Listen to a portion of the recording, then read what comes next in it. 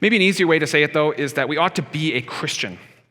Remember that book I mentioned, Larry Hurtado's Destroyer of the Gods?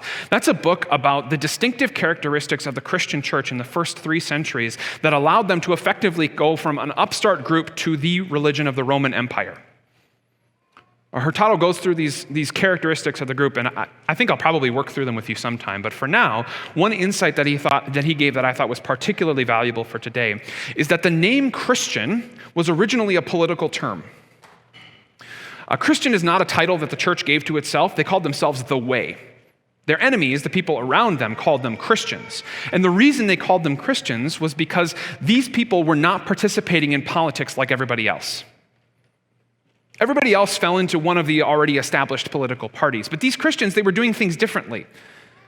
They would work for some causes that were aligned with certain parties, but then causes that were aligned with other parties, and it just seemed like they were their whole own different thing. And so they gave them a completely different name, Christians.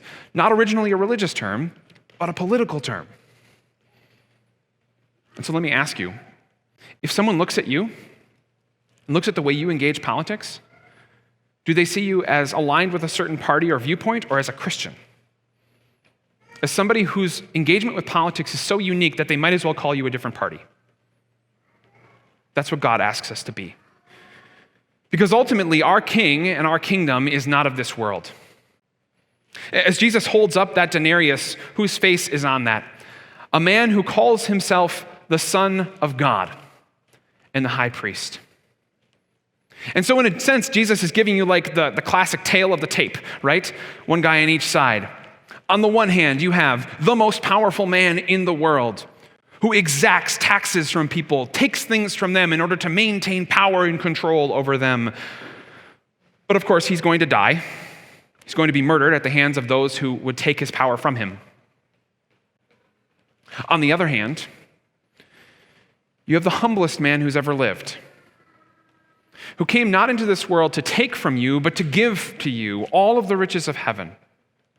And though he was murdered by those who hated him, he came back to life so that he can continue to be your king right now and lead you to a kingdom that is not of this world. So who's your king? Caesar or Jesus? If you're willing to say Jesus, then you will live by the laws of his kingdom. Laws that do not align with any political party that we have in this country, but laws that work for the good of society nonetheless.